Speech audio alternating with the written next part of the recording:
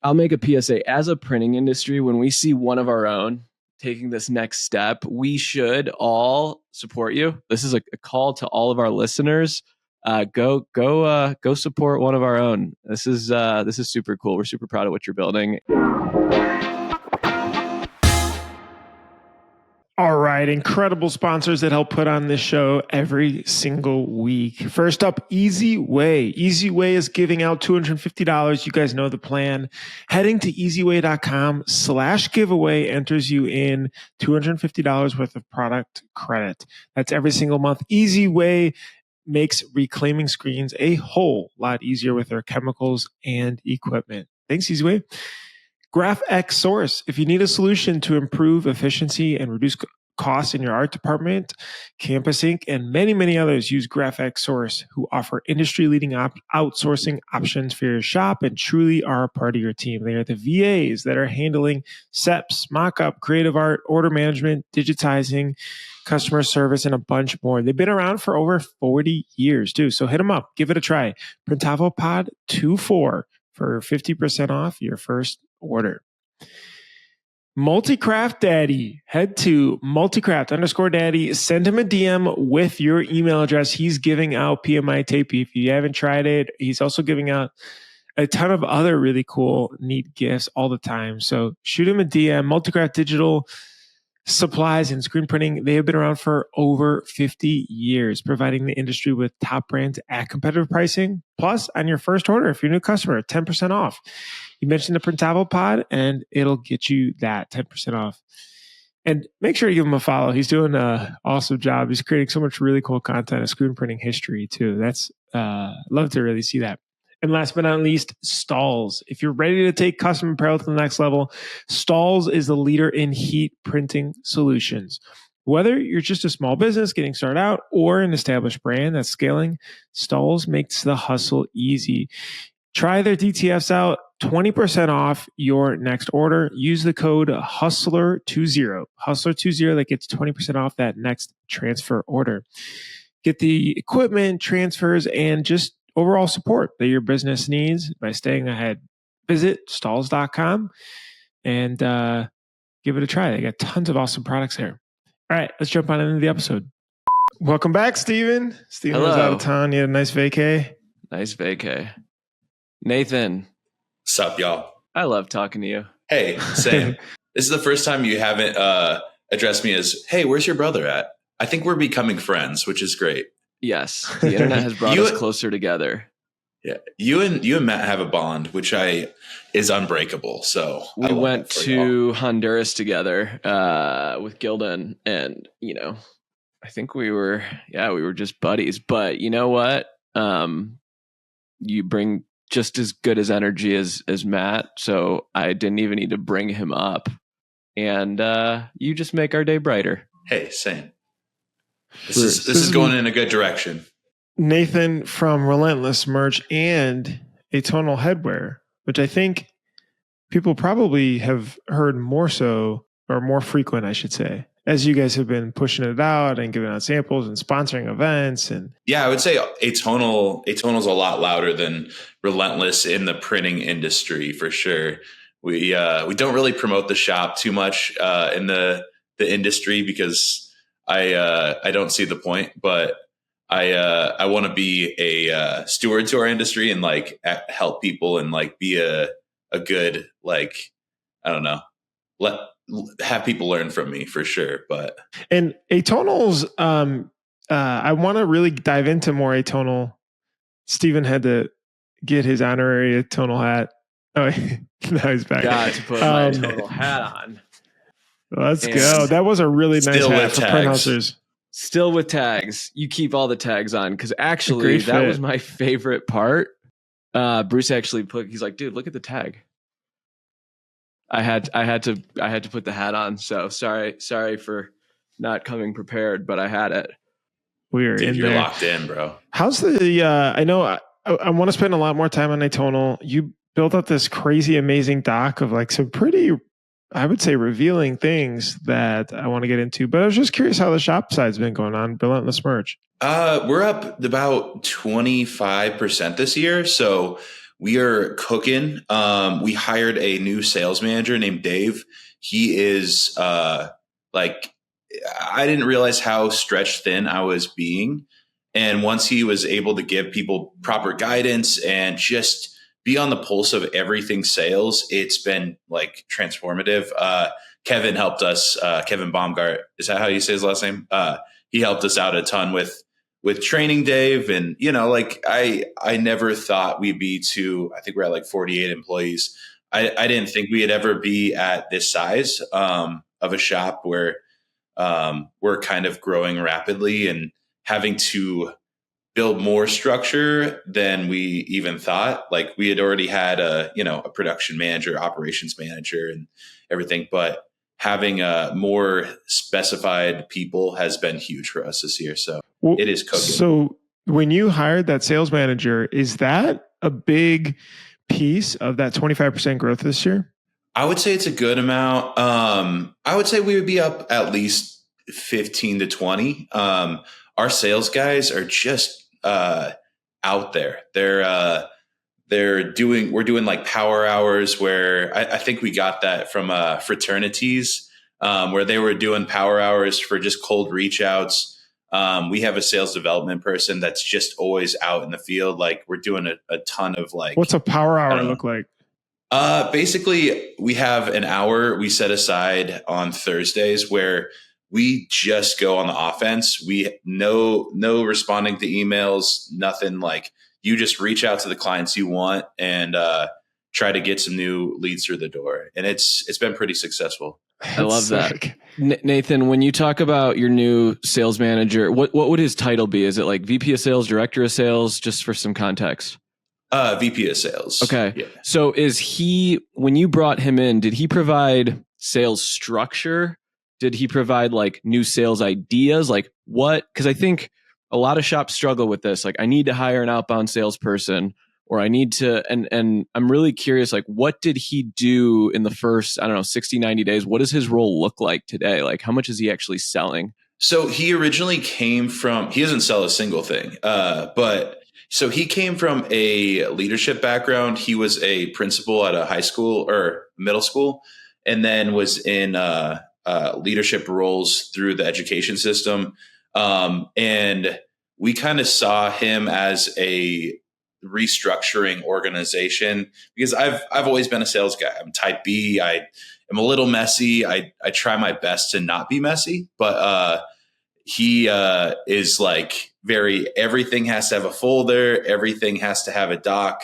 Like, and it just helps so much having that structure. And it's honestly lets our type B sales guys go wild. So you had good foundation of salespeople, but it seemed like the operational like management of it, he was able to help excel? Or is he also, because one of the problems I always had with trying to find a sales leader was I feel like I'm stuck as in, I don't know the sales tactics or like the way you say something better or this or that better than what I could just do. So I'm looking for the expert to come in and do the, maybe more psychological things that are helpful or push more or was that not needed? I don't think it was needed too much.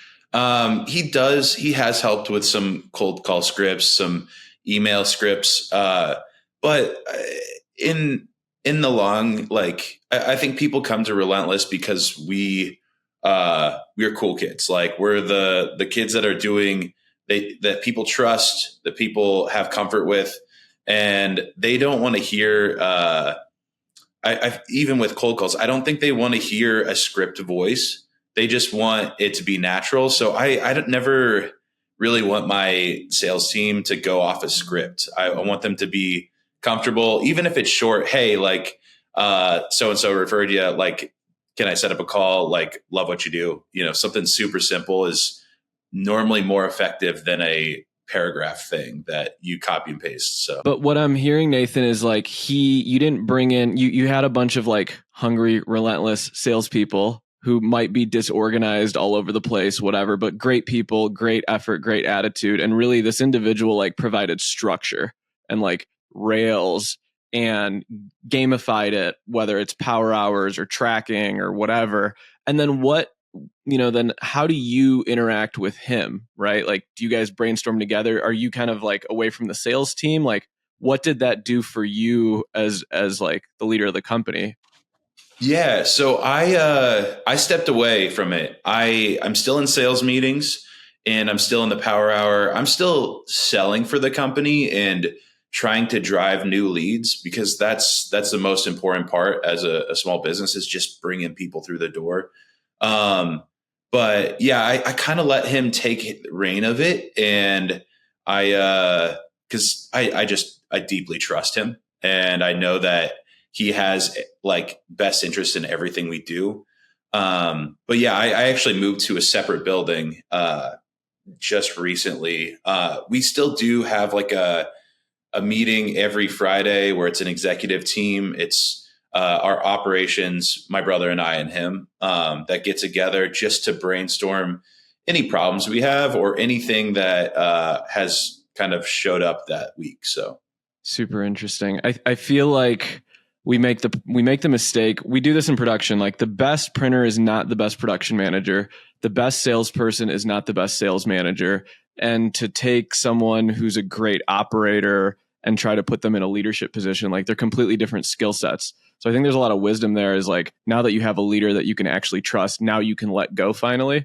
And I think that's when sales gets fun, honestly. absolutely. I mean, is Deion Sanders? He's the greatest athlete of all time, but is he the best coach? Who knows? For debate. That's a Nebraska fan speaking, by the way. I gotcha. You guys can, you're good at a couple things. Okay, but so talk to us now. Like, it seems like Relentless is humming, and now you're trying to reinvent with Atonal.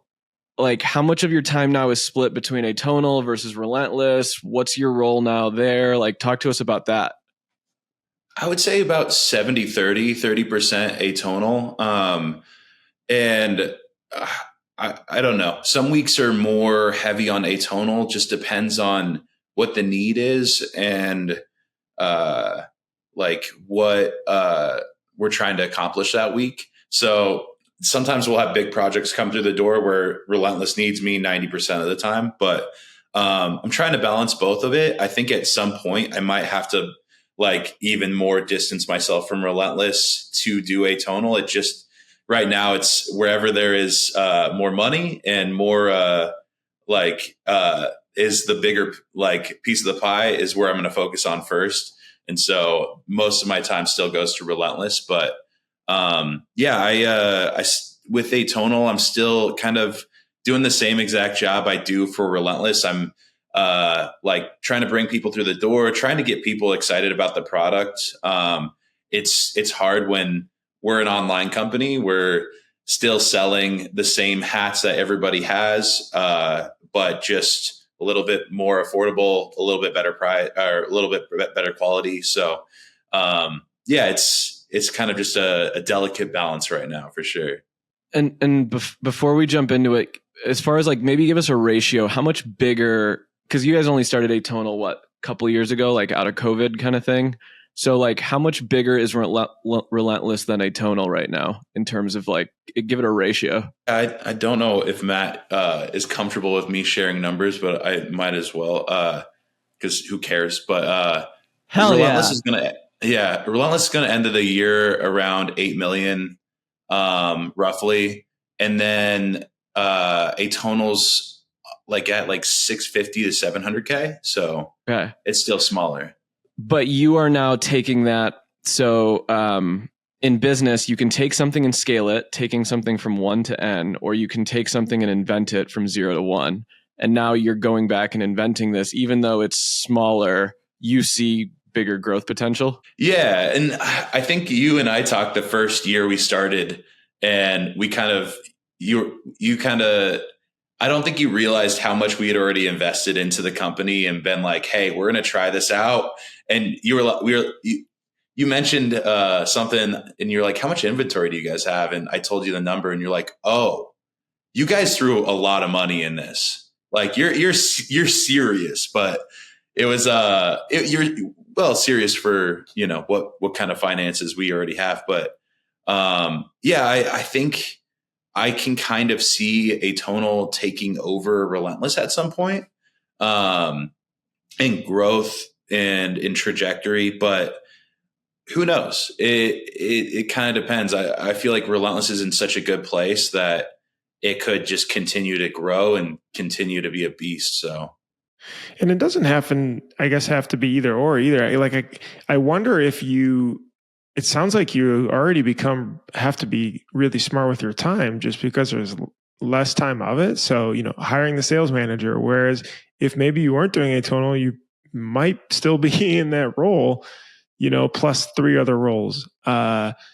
yeah, I mean, hiring the right team to build such a strong foundation for Relentless has allowed me to do other things, and try and chance at something else. At the end of the day, I want it to be safe and solidified, but I love the gambling aspect of business where you take a chance at it.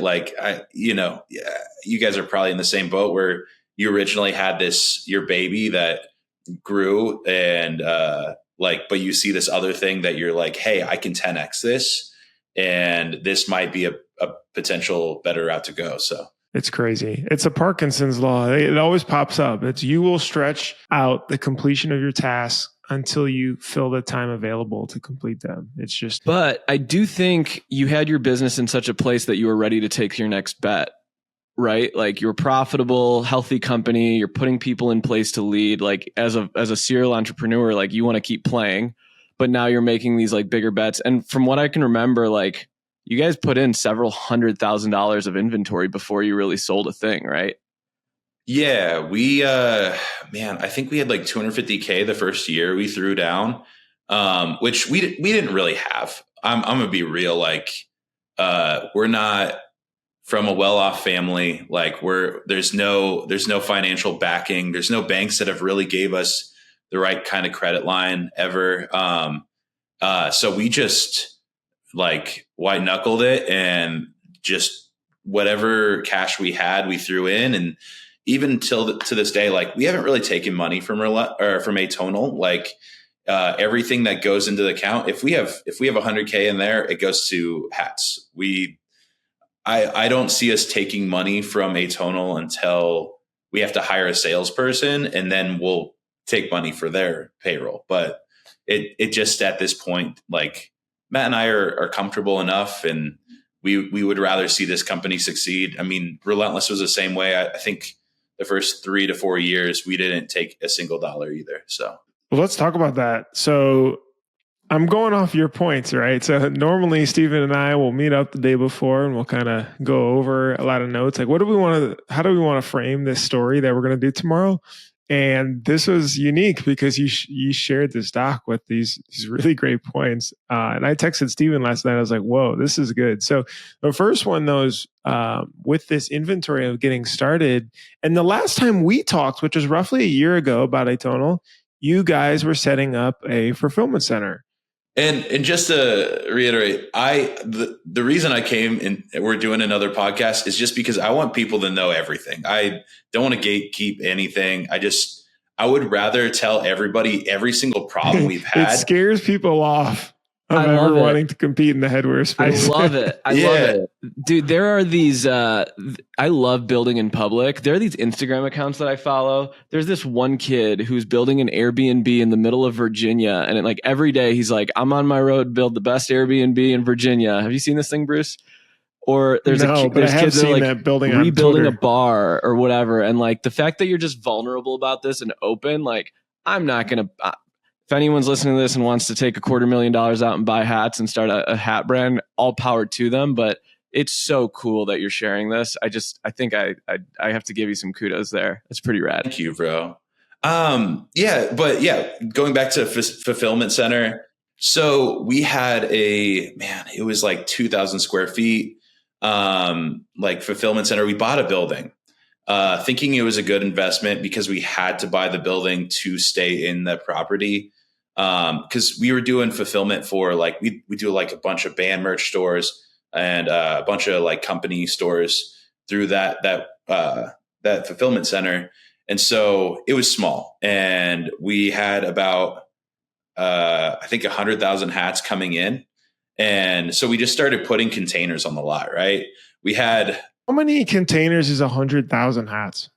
a lot more than, like, because you have to make it so it's accessible. So containers are also, containers should never store apparel, by the way. We found out the hard way, and I'll get to that. But we had about 6 containers on the lot, 7 if you count the one that we had for Relentless. And we, the first few months, we were like, oh, we're cooking. We can stay here for another year. Summer hit, and we had one container that our vendor didn't send silica packs with on a shipment, and then we also had a mild leak, so it was super moist. Is that the right word? Like humid in that container. We ended up spoiling about 3,000 to 4,000 hats, which, it's funny because there is a shop in California that recently commented on something that was like Relentless or Atonal's trash. And the reason they did was because we sent them a whole case of mildew, moldy hats. Like, and I'm like, man, I get it. Like, you're right. We were trash at that point, and we sent you a box of crap hats. Like, I would be upset too. So basically, we had to throw away 4,000 hats. Was that from not knowing that like, as in the manufacturer forgot to put in those silica packets, or that was just, hey, you guys, you forgot to tell them, and so we'll just ship it to you, not knowing that it's going to sit in? It was a little bit of both. Like, we had been getting silica packs before, but certain seasons they'll skip on them just to save money. But yeah, we addressed the problem because that was it was kind of a hard thing when you have 4,000 hats, that when you have 100,000 hats in inventory, that's like a good chunk of your inventory, especially when people are like needing that exact color. Was your thought like, can we put these in the washing machine, or I would have thought, like, is there anything to recover this? If anybody has any use, I still have one pallet. So just putting that out there, if anybody wants to try to clean these things, there's one pallet that's just hanging out because I'm so sad. It's like when you it's everyone's boxes of masks that are still sitting on the shelf. Yeah. Or if you gain a little weight and you have that like XL t-shirt you want to wear, but like can't fit it, but you're like, one day I'm going to wear this hat, like, or wear this shirt. Like, I think it's one of those things. I'll eventually figure out a purpose for it, but maybe you could, like deodorize them and make them nicely scented. I had an order for a large client that needed that colorway, and I was like, man, I'm gonna, like, it's so sad turning down like 5-10K when you have the inventory, but it's just gross, but I'd rather tell them the truth and be like, we don't have any inventory. But so each container is roughly 3,000 to 4,000 then. I think the container was a little bit more, but some of them had silica packs, so they're saved. But this was about... But you got tons of containers everywhere. Yeah, so everything else was safe. It was just that one that had a little bit of a leak.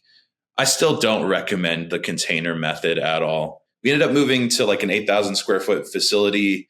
So everything is... Did you buy that one or lease that one? We leased it. So we found a good spot that was really affordable, and it's been great since. So it's not pretty, but it's...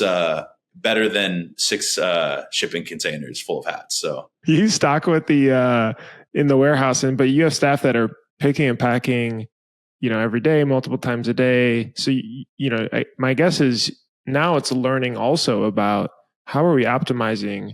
Because when you see these videos, we talked about Sanmar's new facility, but you've been to AS Color's facility. It's like there's definite, almost scientists studying this to be able to get orders out and reduce time and cost and so on and so on.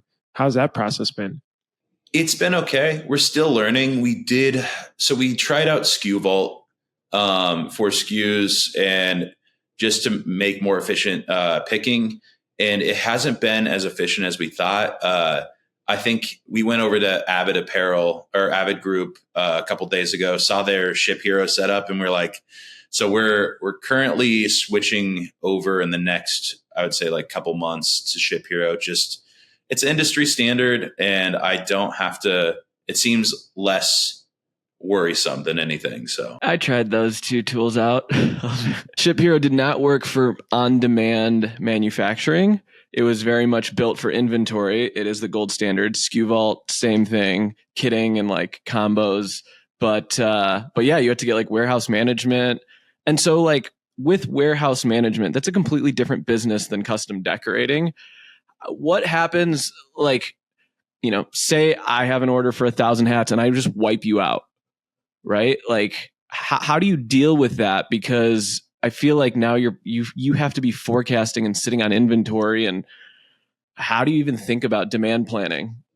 We don't. I mean, we really kind of hope that like we have some of our bigger clients, like we do a lot for Big Loud's merch company, and they will kind of let us know what they need like before the tour happens, or like roughly like they're like, hey, we're going to sell this colorway, this camo.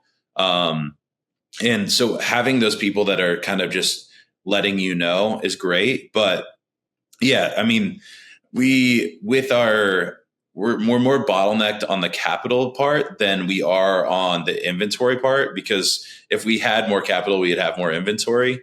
But yeah, even yesterday we had 2 big orders wipe out 3 inventory SKUs that are like our most important. I luckily have a container coming in mid-December that will like fill everything back. But it also makes me realize why Lane 7, why these other companies don't introduce a ton of SKUs right away, because they're like, we need inventory first instead of 10 different colorways first. So it's fun to try out in like different colorways, but once one hits, then somebody's like, hey, I need 10,000 of these. And we're That's like, funny. yeah, it's exactly what we had Clive doing a little private webinar with Fabric, and at their scale at AS Color, they were talking about like, yeah, we love to test, this jacket or this 24,000 SKUs with all their different sizes. Right. And then they'll still have the same problems, right? Whereas one takes off more than they thought. Okay, great. Let's invest more. But, there's a lead time to it. And I'm assuming, what is it, like a 3-month? Selling one size fits all is pretty rad. Oh, dude, absolutely. I know it's never going to be always that case, but for now it makes things so much easier and so much easier to pick. Our factory normally, like we placed a PO yesterday. The shipment will happen or be shipping out January 15th. So about 2 months. Right now it's a little bit less than 2 months, just because we're going into a slower season. I know our factory is not forecasting as many orders. Sometimes we can get like things a little bit faster if we need them. Like we can kind of push priority, but if we like order 50,000 units, it's normally about 2 months. And then with shipping, there's like 2 routes. So we're in Nebraska. So everything comes over to the Long Beach port and then gets trucked over. So that only takes about 2 months to have it hit those.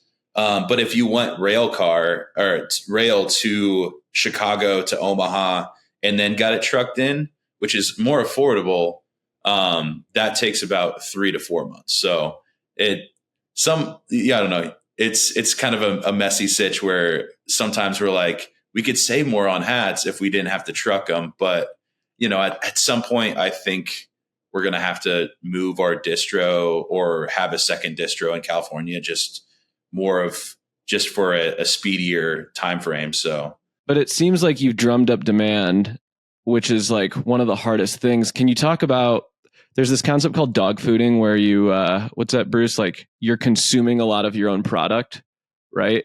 And so it sounds like Relentless is probably a big customer of Atonal. Is that kind of the first mover there? And then how do you, like, when you guys said, okay, we're going to start this and we want to go to market, what was your plan, strategy? How did you think about actually getting the word out there? So with that, like Relentless is definitely the our biggest customer, just because we have the product next door. We can like make it. It's just more efficient for our sales reps to sell it, and they all know the product because I'm always around. And so it's been easier to move stuff. I mean, I would say we sell more Richardson hats at Relentless than we do Atonal still.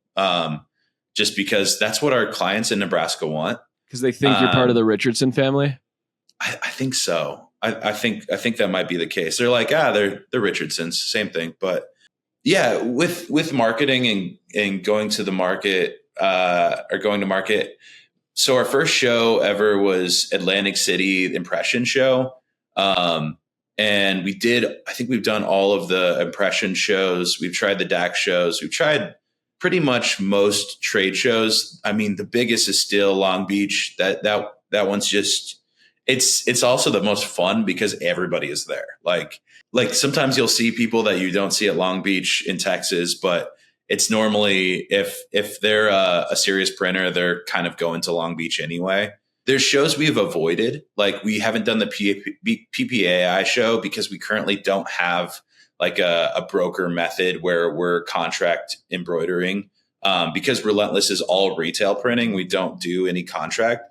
And so we've kind of done contract for our friends that don't have embroidery machines. But we're trying to figure that method out in the next year, or how to help and serve like print shops that don't have embroidery. I think we've been avoiding the PPAI show for that. And if we end up with like a hospital that needs a specific blue hat that we have and no one else has, we don't want to like upset a promo product customer, because I feel like that industry is less forgiving than the screen printing industry. So when you're at those shows, does it help you with predicting of inventory a bit and like seeing what levels of people's interest are, or is it still just very random?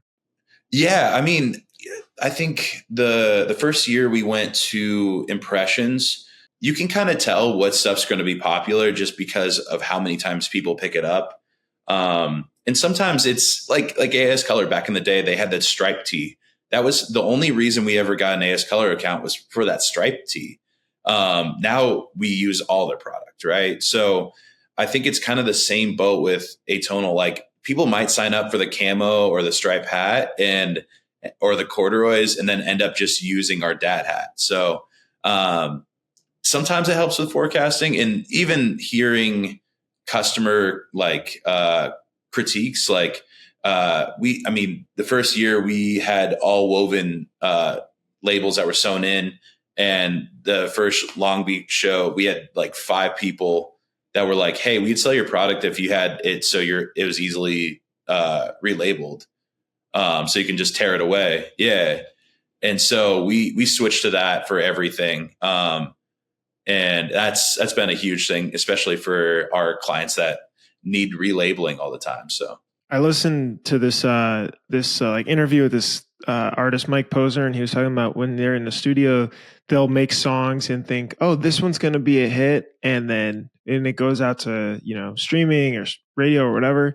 It's a completely different one that actually meshes with the audience. Have you had that similar experience where it's like, dude, this hat's like, really love the colorway, the quality's great, and then on the site, like Steven said, you get some big orders for something totally different. Yeah, we had this striped hat that when we first put it out, we sold out within a day of all of our inventory that we had. I can't remember what we ordered. We weren't really expecting it to like really hit the way it did. And then, so we 10x'd it. I think we ordered, I don't know how, we ordered just an insane amount. And it just sold normally. Like it hasn't been as huge as that first hit. And I don't know exactly why, but yeah, we now have a ton of the striped hat in stock, but I don't know. It's still like the most complimented and commented on hat, or one of the most. So I think it's more or less eventually it'll adapt, and 6 months from now, or maybe we hit the summer and it just sells really well. So, and So like Nathan, how do you stay ahead of trends, right? Like you have, AS Color, you obviously have Richardson, you have these like huge companies developing headwear and they're thinking years out in advance and they have product managers and designers and they're going to like Europe to figure out what's going to be hot or whatever. With this industry and how quickly things change, how do you still stay relevant? Like, are you just because you're the cool kids, like you've got a touch or? I don't think so. I think I would rather be ahead of the curve and ahead of the trend and be completely wrong than to be behind it and be right. Like the camo trend, we saw that coming so long ago. I remember like we had like I had a friend that runs a clothing brand that was like, hey, if you made a 7.5 ounce like Realtree camo style like shirt that was garment washed, like you would sell a ton of them. And I was like, yeah, you're right. And then 2 months later, I saw the Cotton Collective product and I was like, they beat everyone to it. And they ended up taking a lot. I mean, man, I see that shirt at the gym. Like there was one yesterday, I saw 3 of them and it's ridiculous how many of just that standard camo shirt there is. So I think I would rather have something flop and us put out a little bit of inventory piece to see if it will. Like right now we have these short bills, like a lot of, I don't know, like a lot of people are calling them the Elmer Fudd hat and they're a little dorky, but man, like, and that's just my opinion though. Like is that what I'm wearing there's right people now? that, no, that's just a like regular literally bill. like the biker hats. Yeah. Yeah. You'll have to check the site. But that it's been a trend that we saw like an Instagram reel for it and about like 8 months ago, maybe a year ago. And we were like, hey, this is going to happen eventually. And we talked to a few different people and they're like, yeah, you should at least just put something out and see if it does well. And we sold out of our first inventory like within a couple of weeks. Now we just got a little bit more in and we're I don't know. We'll see how if the trend hits. Stuff like that where it's so niche. Sometimes it hits. Sometimes in 2 years we might have a lot of dead stock. So it's crazy. I just can't. I mean, pun intended or pun not intended, but hats off to you, especially on the financing side. Like, can you tell us a little bit about that? Like, I feel like that cash flow swing of, okay, we're buying, 100,000 hats, takes 4 months, sits here. I feel confident about selling. Some of them are going to sell, some of them may sit. Like, what is that like? And then what is the solution? Is it, brands when they're scaling have to work with, a bank very closely and credit lines? Is that just, pushing off the cash that way? Yeah. So, I kind of love the Rick from AS Color came out to our trade show. We did like a product showcase for Relentless. And the one thing that stuck with me is he said, like, you have to be okay with sitting on millions of dollars of product and just being okay with that money just being held up in inventory and not being your money. And it's kind of stuck with me where I'm like, okay, like, at some point we're going to have millions of dollars in inventory that's just going to be sitting there. And right now we're just kind of trying to find the most sustainable way to finance everything that's still healthy. We're taking out like small lines of credit that are still like really safe percentages and not trying to get ahead of ourselves financially. I just don't want. I would rather grow slow and maybe not meet everybody's needs and like be able to service the kind of clients that currently need us right now and grow into something that is larger than to grab like as much market share and just have so much looming debt. So it's a balance for sure. Nathan, have you thought about like 10x distribution strategies, like getting in with SNS or Sanmar or like figuring out that play at all? Or do you guys feel like because I feel like, correct me if I'm wrong, was it like Imperial that did that really well pretty early? Maybe you might be right. I might be wrong. Imperial is through SNS like fairly early. So I think you might be right on that. Yeah, but like, have you thought to approach them and be like, look, we have the next coolest thing, like buy 1 million of these? I would rather keep growing it to the point that we are super stable. We have a lot of inventory and we can grow on our own rather than being I would rather it be on our end where they reach out to us because they need us than us reach out to them because we need them. Because right now with the merger, like you see a lot of companies that are kind of stuck in the cog, right? Like you have like AWD and like some of those companies that like they already have the core 365, they already have they have like lane 7 independent trading. They have so many different versions of the same thing. And I never want to be the same version of the same thing. And I know our product's completely different. Like we have some products that are similar, but I would rather us be sustainable outside of it than grow massively in it, Makes sense. What's a like a big win or like some time you're running this business recently that really made you smile? Honestly, it's kind of client based. It's not even based on like the size of the order. Sometimes we'll get an e-com order. Like we had Online Ceramics did a Blink-182 collab, and I don't know if it really sold a ton, but it was still like a really cool collab. We had what was Johnny Manziel? Like Big Loud had a big drop for Johnny Manziel recently. That was just kind of cool. Like I think especially when I was in a band, I was like kind of in the music industry touring. I don't really get excited as much about music as I do like sports figures. So anytime somebody in the sports world uses it, it just gets me gassed. I treat them as celebrities rather than musicians. So if you had an unlimited budget, you talked a little bit about inventory. What else would you spend on? Let's just say you emailed some billionaire and they wrote you a blank check. What would you do with it? I think that honestly, more styles, more colorways. I would build out a bigger, proper distribution center. Also, like there's stuff that Relentless uses every single day that we totally could build a comparable product. Like there is some apparel products that I would love to like kind of build a better version of. So I think we would just get more into a bigger like range of like products more than anything. So, and I would probably hire a sales team because that's what grows a company.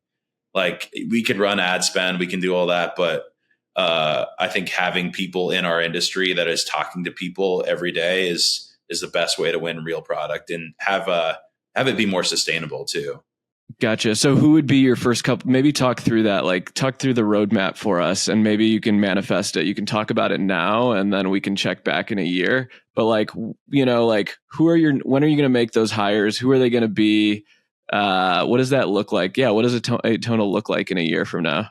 Yeah, I would say we would hire an industry salesperson, somebody that had worked at a company, multiple companies prior. I think also that person maybe would move into a sale. We'd hope that they move into a sales manager role at some point. So, because we would need somebody at some point to, there's those multi-line reps that they'll do Augusta, they'll do all those different products, and they'll just make a commission on per sale. And so I think we would build out that structure.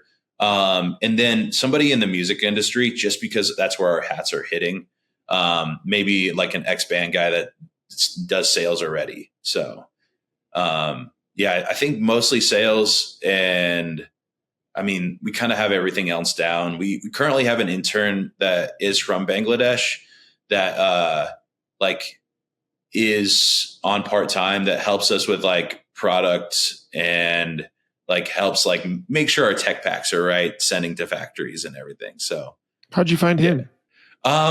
So UNL has a really good like clothing design or apparel design program that, I mean, Steven has Carter that Carter graduated from it. I think you may have gotten sent some photos of Carter's like capstone project that were pretty funny. I have some compromising pictures that might make a Christmas card, but yeah, Nebraska's got this cool design program. Yeah, they churn out like people that know what they're doing, and they bring in people from all over the world. It's wild. There's multiple people from South Asia that have came through the program, and it's right now they're kind of having an issue with the campus wants to kind of cut off their funding, even though the program's really popular and they have really good job placement. But right now the campus is just kind of going through it. But yeah, that's where we found them from, though. Very cool. So I know a lot of shops have been. I see shops that will be like, oh, we could build a better blank, for example, and sell it. That's been more the popular one, right? And a better style that I think we could sell. We could do private label, maybe take more of the margin and get into it. You've sort of done that, but on the way bigger end. If a shop owner is looking at doing that and serious about doing that, what are a couple things you recommend? Or is it just like don't? I think that maybe something we could have done better is just make sure we had the right capital for it at that time and the right amount of space. Those two things are tremendous. What does capital mean? Like how many dollars? It kind of depends on the size of the shop. I mean, you can say like you do want to get into sourcing. You can start out small. You can have like Panther Printing is a good example. They have some really specific products that you can only buy through Panther Printing. And so they have a kind of a small amount, but they have, I don't know, they have a need for it. And they're just kind of starting out small and just providing for their own business. And having those exclusive products, I think, is a huge win for them. But I think like, will you save money as like outside of like if you're building these products and bringing them over and destroying them? I don't think so. Like I really don't think that. And maybe Steven, you could kind of you guys have a lot of inventory on jersey sides, but I don't think that like we're saving money by any means. I think we have a more unique product, which is really cool. But unless you take it really seriously and commit time to building that company, I think it's more of just a unique like identifier for your business. So, yeah, I mean, the amount of mistakes we've made sourcing overseas, right? And you need to be very conscious about where you're sourcing from in the world, right? Like they need to have the right certification, fair labor, like for all, like you have to be really careful, like on Alibaba or something like that. You could be ordering from a really bad factory. You have to be really, really conscious about that stuff. And like, you're not going to get it right the first time or the second time or the third time. You're going to make mistakes over and over and over again. And let's say that you do get a really good product from an Alibaba vendor that's like from a sustainable like company that has ethical or ethical manufacturing. That it might be a situation where it happens once, but you might not be able to duplicate and make the same product 3 times. It might be a different product throughout the different times. But yeah, I mean, there is any caps that are made in Myanmar, I'm just gonna most of Myanmar, like if you look up Pro Cap in Myanmar, sure, you can get a dollar hat. Like you can get these sub-dollar hats from Myanmar. But if you look up the factory and you look up their like how many like labor like violations they've had, like I don't want to be putting that out into the world. Like I don't want this to feel like a grift. I would rather make sure that end to end, like everybody is being treated fairly and it's a good product and it didn't hurt anybody to make that product. So Right. And you can, when you went to Magic and you've worked with like sourcing experts and brokers, like there are professionals that help you source, obviously for a premium, not for 144 hats, right? Like in the thousands. So there is a way to do it, but it's a completely different business. Yeah. And so like when you think about, like, have you thought about actually like going over there? Like, do you work with like one factory, several factories? Like how close are you with the factories now that you guys are doing so much work with them? Yeah, so we have one main one, and then we are currently working with a secondary. The secondary is a little bit bigger, but they make hats for like Zephyr. They're still like really good quality. They have all the right certifications. I would love to go to Dhaka and check out our factories in person. I've gotten photos and videos of them like running lines, and I like have made sure they had the right accreditations and everything too. Yeah, it'd be really interesting to go over. I think if somebody's trying to get into it, like going to Magic's product sourcing is a really good start to that. It might not be your forever factory that you end up with for the rest of your business, but like it's a good trade show that you could learn a lot from. And I don't know, there's so many other logistics outside of just the factory. Like we found a good freight broker, and that's been really helpful. Somebody that just like make sure your stuff gets done and to you on time, and like you don't have to worry that it's going to get lost at sea or anything. So yeah, and I think that's also if a factory is FOB, like freight on board, where you're handling the logistics, that company is not like doing any sideline deals. They're not like with the DDP, like where the duties are paid by the manufacturer. Sometimes I feel a little messy and conflicted about that, because I'm like, you're sure it's just like, you're not paying our government money for this product, but it just gets a little convoluted. And you're like, if they're comfortable making that risk, where they're ripping off the US government, are they comfortable making other risks, So It's a completely different beast. I mean, you just used a bunch of acronyms that weren't CTS or DTF, so yeah, he's talking higher level. He's talking US, the federal government level type stuff, Steven. Nathan, if we could talk about 2026, what don't you want to be spending time doing next year? Like going through hats that have mold on them. I don't know. I think next year I really just want to focus on growth. We're building out our fulfillment center even more. We just got 20-foot high racks, so like we can fit more inventory. And so a lot of next year, my goal is just talking to bankers, talking to the right people to get us the right capital and grow. I'm excited for the next year. It's wild how much, like, just even alone on the emails I've gotten of how much product we actually needed for this year. Like we would be up, I think we would have hit over $1 million if we would have had the right product. So I think next year is just making sure we have enough for everybody that wants products. So when you talk to those bankers, are you suit and tie? Like what is because you're not going in asking for like 10K or something. Like it depends.